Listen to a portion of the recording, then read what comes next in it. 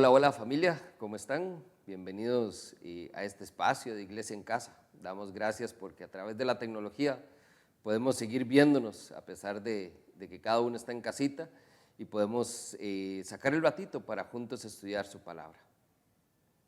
Yo no sé si a ustedes les pasa, pero a mí se me olvidan mucho las cosas, fácilmente se me van. Y no porque no sean importantes o porque no las anote, porque de hecho tengo una lista de cosas que no debo olvidar, pero se me olvida revisar la lista, entonces se me olvidan de todas maneras. El peor de los chascos me lo llevé hace unos años con esto. Un director de una escuela con que trabajaba me llamó para ver si le podía ayudar con una enseñanza en una convivencia. Yo le dije que sí, que claro, pero cuando él me llamó iba de camino a la oficina, iba manejando, entonces no lo pude anotar.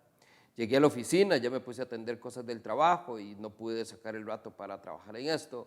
Después me fui para la casa, atendí las cosas de la familia, no pude sacar el rato para esto.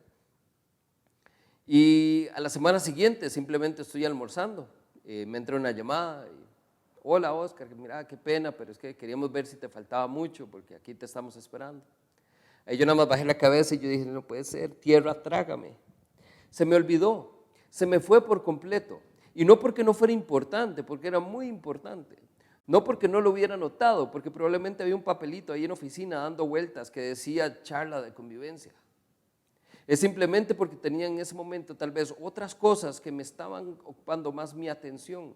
Un montón de cosas que me tenían ocupado y preocupado y me estaban realmente restando tiempo para atender las cosas que para mí eran importantes. Muchas veces por estar viendo lo urgente, dejamos de lado lo importante. ¿Por qué les cuento esto? Muchos de nosotros, si no fuera por este asunto del coronavirus que está ahorita, estaríamos viendo a ver de qué manera calzamos unos días de vacaciones con los feriados de Semana Santa. Estaríamos viendo a ver cómo hacemos para pegarlo, ojalá, con el fin de semana largo y agarrar chunches e irnos para la playa a descansar. Disfrutar de unas muy merecidas vacaciones. Personalmente ese es mi caso. Hoy yo no esperaba estar acá, hoy yo esperaba poder estar en la playa con mi familia disfrutando de unas muy merecidas vacaciones. Pero no es así. Para muchos la Semana Santa es una semana sagrada, pero no porque esté apartada para Dios, sino porque es esa semana que no queremos que nos toquen. Es una semana donde ya sabemos que es para descansar, es una semana para nosotros, es una semana para disfrutar, para pasear o simplemente para quedarnos en casa viendo las películas de siempre. Pero estamos pensando en nosotros. Ahí es donde entonces me viene a mí la primera pregunta para reflexionar este día, y es lo siguiente: ¿qué significa para usted la Semana Santa? Y no estoy hablando en un sentido religioso, no me refiero a los ritos de estos días, si se cumplen o no aplican. Estoy hablando de si usted es consciente de lo que sucedió en días como estos, de lo que hace muchísimos años allá en el Calvario sucedió, del momento en donde lo mejor de Dios se encontró con lo peor del hombre y Jesús nos sorprendió con un acto piadoso extraordinario que cambió nuestra vida para siempre. Isaías 53, versículo 1 dice: ¿quién ha creído a nuestro anuncio? ¿Y sobre quién se ha manifestado el brazo de Jehová? Yo quisiera hoy que podamos hacer personal esta pregunta que lanza el profeta. ¿Quién de nosotros ha creído este anuncio? ¿Sobre cuál de nosotros Jehová ha manifestado su brazo? ¿A cuál de nosotros nos está sosteniendo hoy el Evangelio? Quiero que no menospreciemos la gracia de Dios.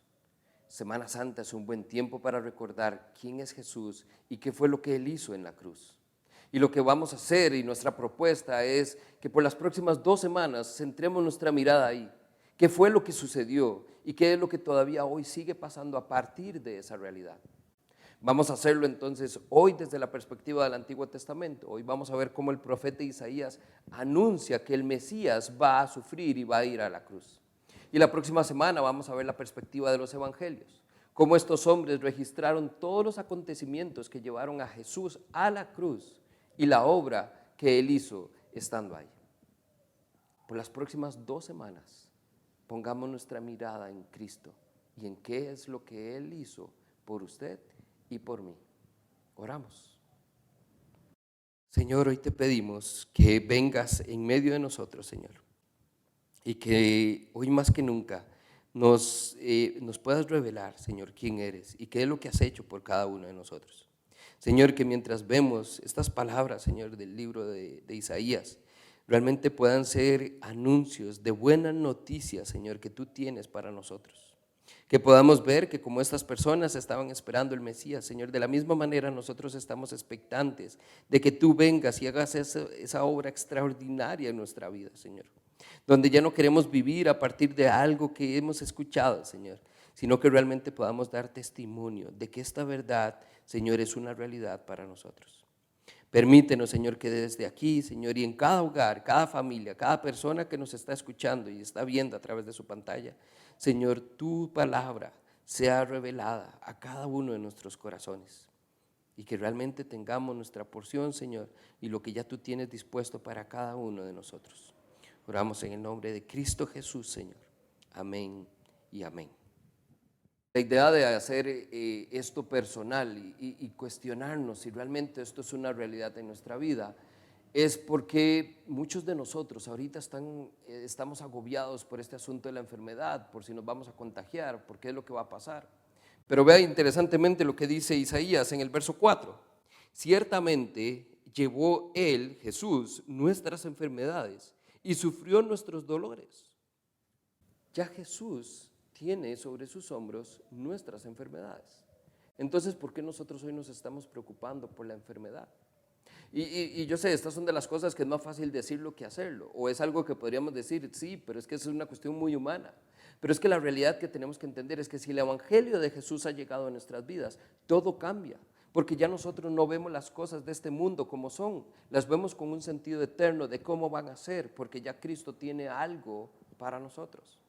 Ya la vida eterna que vamos a disfrutar a su lado tiene un capítulo que se escribe muy diferente a la realidad que se está viviendo en el mundo de hoy. Cuando vemos en el texto donde dice también, le tuvimos por azotado, herido de Dios y abatido, me habla a mí de tres condiciones del Mesías que está anunciando Isaías. Un Mesías azotado, un Mesías herido y un Mesías abatido. Lo cual realmente calza con la descripción que nosotros vamos a encontrar en los primeros versos. Dice el verso 2, subirá cual renuevo delante de él y como raíz de tierra seca. No hay parecer en él ni hermosura. Le veremos más inatractivo para que le deseemos. Despreciado y desechado entre los hombres, varón de dolores, experimentado en quebranto y como que escondimos de él el rostro. Fue menospreciado y no lo estimamos. Esta descripción que vemos en los primeros versos del Mesías que anuncia Isaías no necesariamente concuerda con la descripción que hemos visto de otros profetas. Esto genera un contraste muy dramático con ese Mesías prometido, con ese rey mesiánico que va a venir con poder, que va a venir fuerte, que va a venir para luchar y liberar a su pueblo. Lo cual entonces en la mente de las personas cuando escuchan esto es, no calza, porque yo no puedo esperar que mi Salvador sea alguien que venga azotado, herido o abatido. Aquí lo interesante que vamos a notar es que Isaías no solo nos va a revelar el sufrimiento que va a tener el Mesías, sino que a partir de estos versos vamos a ver cómo también hay un propósito en el sufrimiento de Jesús, lo cual es algo que es extraordinario. Y usted y yo tenemos que tomar también hoy para nuestra vida. Aún en medio del sufrimiento hay un propósito divino para nosotros, el cual va a ser revelado a su debido tiempo. Pero nosotros aquí lo que tenemos que ver es que lo que nos da en apariencia un Mesías derrotado, abatido y azotado completamente en sufrimiento y en dolor, realmente es alguien que aún en su momento de muerte está en control de todas y todas las cosas. El profeta aquí ve al Mesías como alguien que va a hacer suyas nuestras aflicciones. Él va a tomar entonces esa enfermedad, ese dolor, esa aflicción, ese sufrimiento que usted tiene y lo va a hacer suyo. Me habla entonces también de que lo va a tomar de una manera como si él llevara la carga. Me hace recordar el pasaje donde él dice, vengan a mí todos los que están cansados y yo les daré descanso. Él va a tomar entonces en este momento el relevo. Él va a hacer que todo lo que usted está pasando, Él sea quien lo cargue. a ese momento donde Él va a la cruz, Él lleva sobre sus hombros todas nuestras cargas. La Nueva Traducción Viviente en este mismo verso 4 dice: fueron nuestras debilidades las que Él cargó y fueron nuestros dolores lo que lo agobiaron. Nosotros aquí tenemos que entender es que este Jesús que está describiendo el Mesías, que está abatido y que está herido, no es porque Él físicamente está incapacitado para completar su obra, sino que Él lo que está es llevando nuestras cargas, cargas que les corresponden a usted y a mí, pero Él voluntariamente ha decidido llevarlas. Él las está haciendo suyas, lo cual hace que este momento donde Jesús va a la cruz sea maravilloso, porque Él voluntariamente se está rebajando al nivel en que estábamos usted y yo, para poder identificarse con nosotros de una manera en que entonces la salvación, el mensaje del Evangelio, la buena noticia llegaría a nuestra vida como algo que cambiaría nuestra vida para siempre. A partir de entonces de este verso, dice el verso 5, mas Él fue herido por nuestras rebeliones, molido por nuestros pecados. El castigo de nuestra paz fue sobre Él, y por su llaga fuimos nosotros curados. Cuando vemos este texto ahora nos damos cuenta también, y el profeta Isaías comienza a revelar un poco el propósito del sufrimiento de este Mesías. No solo nos da en los primeros versos la condición de sufrimiento que va a tener cuando venga, sino que comienza a hablar del propósito por el cual está dispuesto a sufrir. Y aquí es donde usted y yo tenemos que darnos cuenta que entramos en escena. Jesús, cuando viene a la cruz, viene a sufrir por usted y por mí. Dice el texto que es por nuestras rebeliones, por nuestro pecado. Nosotros somos la razón por la cual Él está dispuesto a sufrir. Cuando escuchamos algo como esto, nosotros deberíamos forzarnos a hacer una pausa y realmente reflexionar qué significa eso para nosotros. Así como le pregunté entonces qué significado tiene para usted Semana Santa, yo quisiera preguntarle hoy para que reflexione qué significa que Jesús haya decidido sufrir por usted. ¿Alguna vez usted ha lastimado a alguien? ¿O ha tenido momentos donde algo que usted hace sin querer termina lastimando a una persona? Esos momentos donde usted se siente como 100 metros bajo perro. Esa es la condición con que nosotros debemos tomar esto hoy, familia. Porque tenemos que darnos cuenta que son nuestros pecados, es por nuestra culpa, fue por lo que nosotros hicimos que Jesús terminó sufriendo. Usted es el que le causó a Él ese daño, ese sufrimiento, ese dolor. Pero al final no se trata de nosotros, se trata de la decisión que Él tomó voluntaria. Él, a pesar de nuestra condición, Él dijo: yo igual estoy dispuesto a sufrir por usted. ¿Y por qué? Porque tiene un propósito. Al final la historia tiene un final feliz. Vea cómo termina el verso 5. A pesar de que su castigo fue sobre Él, dice, por su llaga fuimos curados. En medio de la enfermedad, en medio del dolor, en medio del sufrimiento, la llaga de Cristo, el propósito por el cual está padeciendo, viene a dar fruto. Y es que a través de eso usted y yo fuimos salvados. Y esa es la verdad que usted y yo tenemos que conocer hoy. El propósito por el cual Cristo decidió sufrir por usted es tan importante y no deberíamos olvidarlos. Por eso, si acaso se nos olvida, pidámosle siempre a Dios que nos lleve a la cruz y lo recordemos una y otra vez si fuera necesario. A partir del verso 6 vamos a darnos cuenta cuáles son esos propósitos o vamos a poder enumerar de cierta manera las razones por las cuales Jesús estuvo dispuesto a ir a la cruz. Más allá del sufrimiento y del dolor que implicaba, es qué motivó a nuestro Señor a ir a la cruz y sufrir por nosotros. Entonces vamos a ir verso a verso y vamos a ir identificando algunas de esas razones. Dice el verso 6, todos nosotros nos descarriamos como ovejas y cada cual se apartó por su camino, mas Jehová cargó en Él el pecado de todos nosotros. Aquí es donde vemos entonces que la primera razón por la cual Jesús debe ir a la cruz es porque todos estábamos perdidos. Todos, no había ni uno solo que se salvara. Nosotros dice el texto que como ovejas estábamos descarriados, cada cual andaba por su propio camino.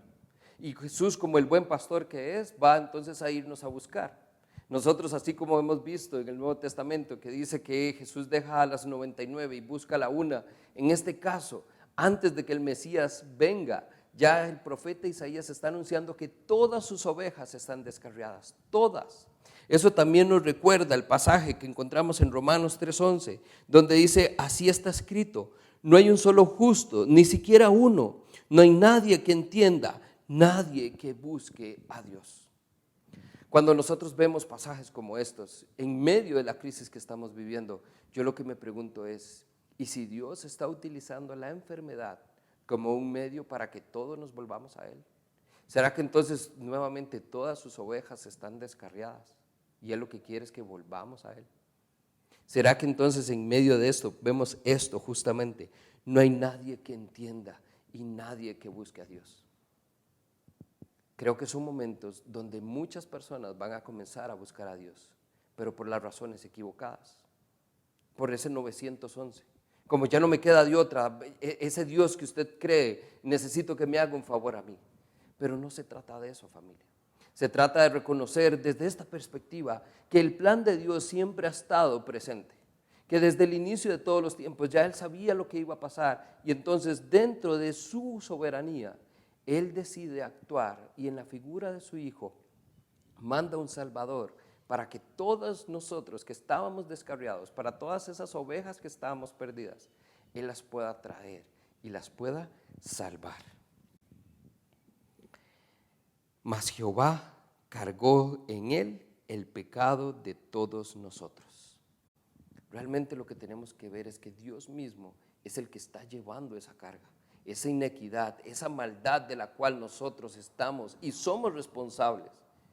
Esto es lo que Dios decide tomar sobre sí mismo y llevarlo a la cruz. ¿Por qué? Porque todos estábamos perdidos. Verso 7, dice, angustiado él y afligido, no abrió su boca, sino que como cordero fue llevado al matadero y como oveja delante de sus trasquiladores enmudeció y no abrió su boca. Aquí vemos entonces claramente cómo la segunda razón por la cual Jesús va a la cruz es porque un sacrificio era necesario. Y aquí tenemos que verlo muy en el contexto de los tiempos en que Jesús vivía, donde habían ritos de purificación, donde cada vez que el pecado llegaba a la vida de alguien, usted tenía que ir al templo y presentar entonces un sacrificio para el perdón de sus pecados.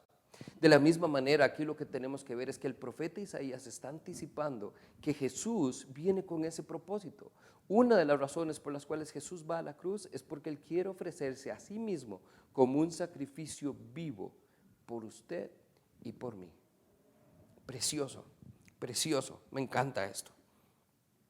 Verso 8, continuamos con el texto, dice, por cárcel y por juicio fue quitado, y su generación, ¿quién la contará?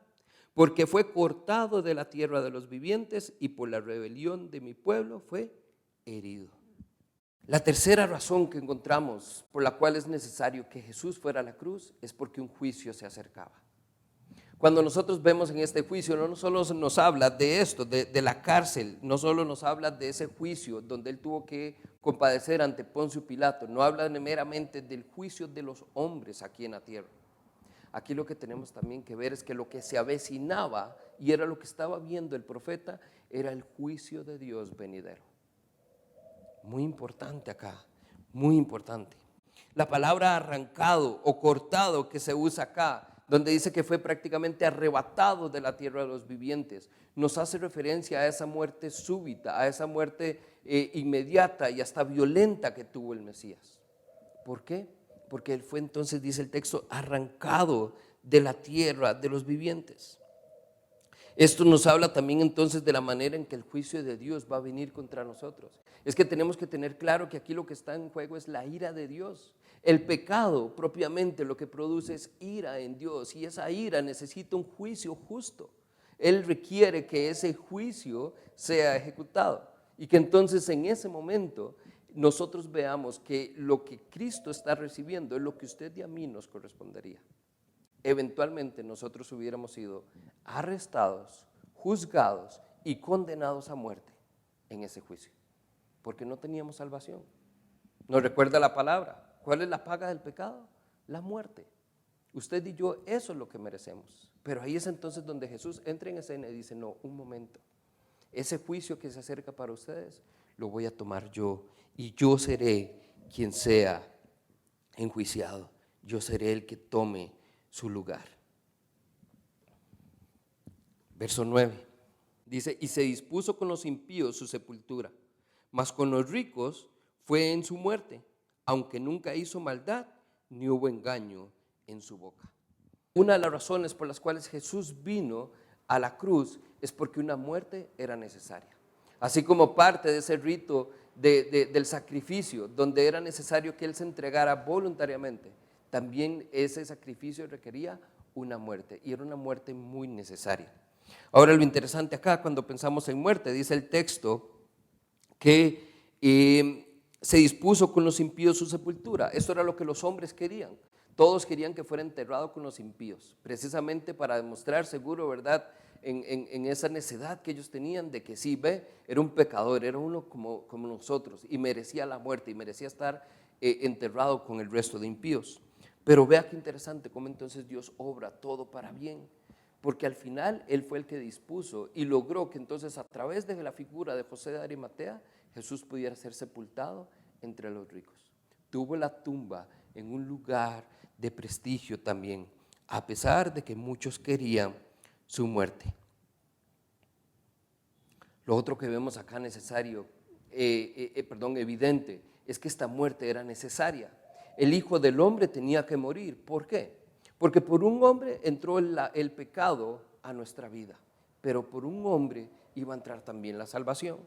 Romanos 5:15 nos recuerda, la transgresión de Adán no puede compararse con la gracia de Dios, pues si por la transgresión de un solo hombre murieron todos, cuánto más el don que vino por la gracia de un solo hombre, Jesucristo, abundó para todos. Nosotros tenemos que darnos cuenta que esa esencia del juicio, donde la paga del pecado es muerte, donde el juicio ya lo que tiene es una condena escrita, Jesús viene y muere en lugar nuestro. ¿Por qué? Porque al recibir Él la paga, el castigo de nuestra inequidad, Dios lo que dice es, bueno, pero el pecado amerita una muerte, y entonces Jesús dice sí, y yo voy a ser condenado, y yo voy a cumplir con esa muerte. Y por eso entonces, aún a pesar de que esto es el plan de Dios, Dios mismo se complace en la muerte de su Hijo. Esto podrá sonar un poco irónico y absurdo, porque ¿quién se va a complacer en la muerte de su propio Hijo? Jamás, eso nos causaría otra serie de sentimientos. Pero es entonces, al morir Cristo en la cruz, Dios se complació en el sacrificio, en la ofrenda que iba. ¿Por qué? Porque era un sacrificio puro, un amor incondicional, algo que solamente el Hijo de Dios era capaz de hacer. Y lo hizo por usted y por mí. Nótese acá también que la frase, aunque nunca hizo maldad ni hubo engaño en su boca. Esta última parte del verso 9 nos habla entonces de esa esencia del Mesías. Un hombre que vivió como hombre, que sufrió como hombre, que fue abatido, herido, lastimado y que tuvo todo el peso del pecado de toda una humanidad sobre sus hombros. Pero aún así, aún en el momento de su muerte, nunca pecó. Nunca hizo ninguna maldad y tampoco hubo engaño en su boca. La quinta razón por la cual Jesús decide ir a la cruz, por usted y por mí, es porque había una victoria garantizada. Había ya algo que le decía que su muerte, su sufrimiento iba a valer la pena. Veamos el texto. Vamos entonces a partir del verso 10, porque esto está condensado en estos últimos versos. Verso 10 dice, con todo eso, es decir, con todo el sufrimiento, con todo lo que él ha pasado, Jehová quiso quebrantarlo, sujetándole al padecimiento. Cuando haya puesto su vida en expiación por el pecado, verá el linaje, vivirá por largos días, y la voluntad de Jehová será en su mano prosperada. Verá el fruto de la aflicción de su alma y quedará satisfecho. Por su conocimiento justificará a mi siervo justo a muchos y llevará las iniquidades de ellos. Aquí el profeta lo que declara es gloriosa y enfáticamente que el sufrimiento que Jesús padeció fue entonces por Jehová y a él le complació. Pero lo que vemos aquí es que entonces esto nos habla de que esto fue la obra de Dios desde el principio. Todo esto ya estaba planeado, todo esto estaba intencionado a pasar con un solo propósito. A pesar de que su hijo iba a sufrir y que iba a padecer dolores, nosotros fuimos la razón por la cual él decidió hacerlo. Nosotros siempre estuvimos en su corazón, estuvimos siempre en su pensamiento. Y a pesar de que su hijo era parte del sacrificio que conllevaba tenernos de vuelta a usted y a mí, Dios estuvo dispuesto a hacerlo y por eso permitió que el Mesías viniera y padeciera lo que padeció ahí en la cruz. De nuevo, por usted y por mí. Pero no se trata de nosotros. Se trata de hoy darnos cuenta de que esa es la realidad. De que la obra de Dios pasó porque ya Él la dispuso así. Porque Él en su soberanía decidió escogernos a usted y a mí, lo peor de la humanidad, para glorificarse a Él mismo en nosotros. Esa es de las realidades más extraordinarias que usted y yo podemos ver. Vea lo que nos recuerda 2 Corintios 5, versos 18 en adelante. Todo esto proviene de Dios, quien por medio de Cristo nos reconcilió consigo mismo y nos dio el ministerio de la reconciliación. Esto es que en Cristo Dios estaba reconciliando al mundo consigo mismo, no tomándole en cuenta sus pecados y encargándonos a nosotros el mensaje de la reconciliación. Cuando vemos entonces un texto como estos, hay dos cosas acá que usted y yo no debemos olvidar. Si le pasa a las mías, que todo se le olvida, esto es lo que no debemos olvidar. Dos cosas. Número uno, cuando entonces estamos repasando cuál fue la obra de Dios en la cruz, cuáles fueron las razones por las que Jesús fue a la cruz voluntariamente, y ya las repasamos. Nosotros tendremos que entender hay un propósito detrás. En Cristo, Dios estaba reconciliando al mundo consigo mismo. El Hijo en la cruz está haciendo la obra, pero el Padre también está siendo glorificado en medio de esto. Y lo segundo es que entonces dice el texto, encargándonos a nosotros el mensaje de la reconciliación. Y esto es el llamado de atención que hacemos acá, familia. Nosotros somos los primeros que tenemos que tomar esto. Esto nos tiene que zarandear a nosotros el piso. Esto nos tiene que mover realmente a un accionar de nuestra fe. Porque yo tengo que estar consciente de que de que tengo claro cuál fue la obra que Dios hizo en mi vida a partir de la cruz. Pero también tengo que entender que entonces yo estoy llamado a tomar esto y nosotros mismos llevar el mensaje de la reconciliación. Hoy más que nunca usted y yo ahora tenemos la tarea, después de recordarlo y entender bien de qué se trata la obra de Cristo en la cruz para mi vida, yo tengo que hacer que otras personas también lo entiendan, de que otras personas también escuchen el mensaje de salvación, de que otros también tengan la oportunidad de ver que lo que Cristo hizo en la cruz fue también por ellos, así como lo fue por usted y por mí. Este texto habla de una oferta sacrificial específicamente por el pecado. Habla de una obra descrita tal como se ve en Levítico 5, que es donde se ve ese mandato sacrificial. Por eso hablábamos de la muerte necesaria y del sacrificio que se esperaba. La idea de una expiación sustitutoria por el pecado no se puede ver más clara que en el pasaje que está narrando aquí el profeta Isaías. Esto es la obra de Cristo en la cruz. Y vea lo interesante, familia, ni siquiera estamos viendo lo que pasó, estamos viendo el anuncio de lo que iba a pasar cientos de años después. Pero en ese momento fue importante, cuando Jesús vino y lo cumplió fue importante, y hoy que usted y yo lo estamos recordando es aún más importante. Con esta imagen de victoria nosotros terminamos este texto. Por lo tanto, dice el verso 12, le daré parte con los grandes y con los fuertes repartirá despojos. Esto nos habla también, otras versiones hablan de que repartirá el botín con las personas más fuertes. Esto es una ilustración que nos lleva a ese contexto en que vivía Jesús, donde cuando las personas conquistaban algún territorio tenían la oportunidad de recoger todo lo que ganaban en la batalla y luego era repartido. La gente hacía alarde con todo lo que podían repartir. Esto nos habla entonces de una imagen gloriosa, es esa victoria garantizada que tenía Cristo en la cruz. El Mesías, a pesar de estar sufriendo, a pesar de que va a tener dolor, a pesar de que va a pasar por el sufrimiento y la aflicción, tiene una victoria garantizada y finalmente triunfará. Los sufrimientos y las humillaciones de Jesús solamente trajeron gloria y majestad al Dios Padre. Todo lo que Jesús vivió, lo único que hizo fue glorificar al Padre.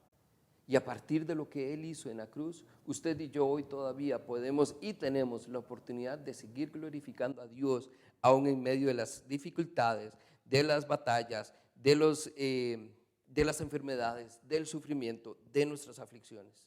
¿Y por qué? Porque es que esto representa para nosotros una gran oportunidad hoy. Verso 12, terminamos.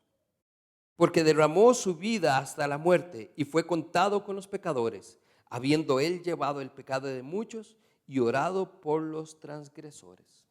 Esta es la razón por la cual es tan importante que usted y yo entendamos qué es lo que Jesús hizo en la cruz. Dice que habiendo llevado el pecado de muchos.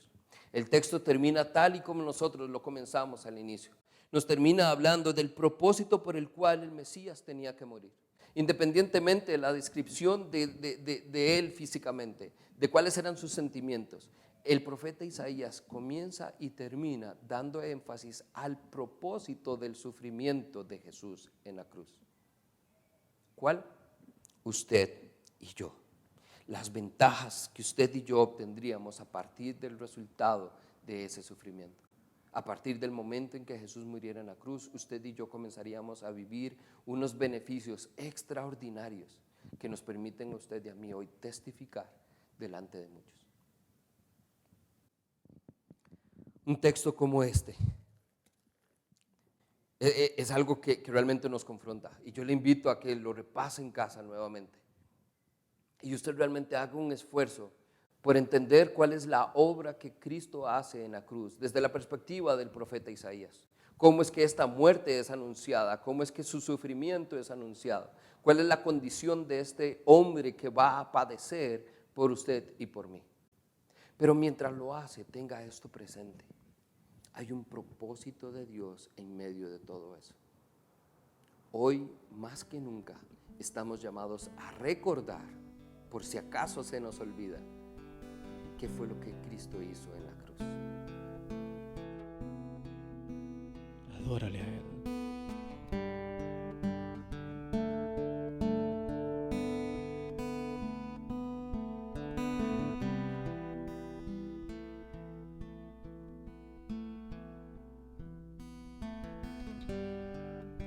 Si acaso se me olvida, si acaso se me escapa,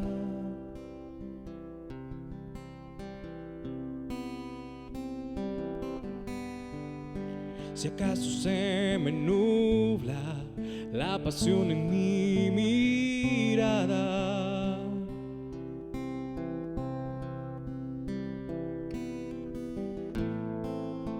llévame al madero,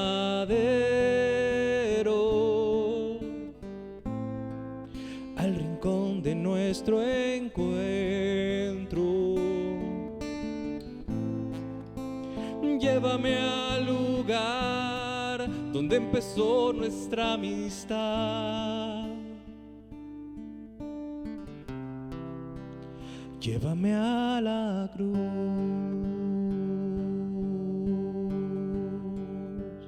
Llévame a la cruz.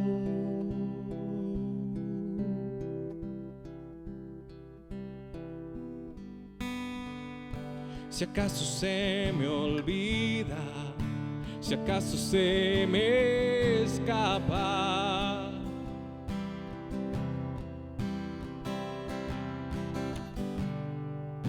si acaso se me nubla la pasión en mi mirada,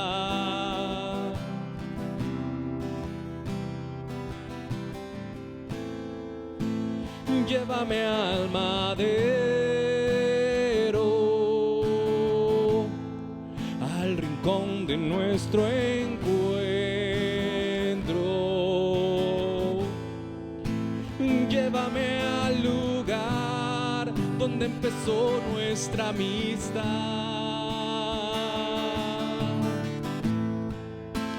Llévame al madero,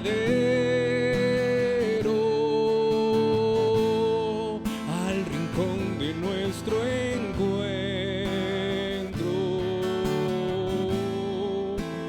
Llévame al lugar donde empezó nuestra amistad.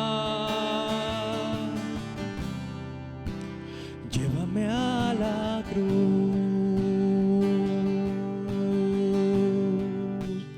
Llévame a la cruz. Llévame a la cruz. Llévame a la cruz.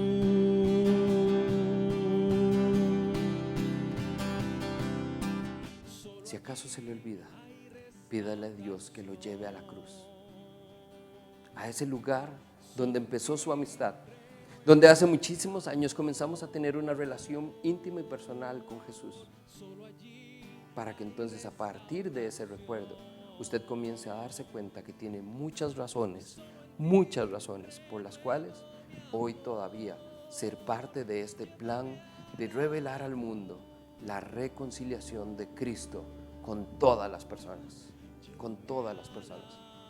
Pero empezamos en casa, empezamos por su vida y por la mía.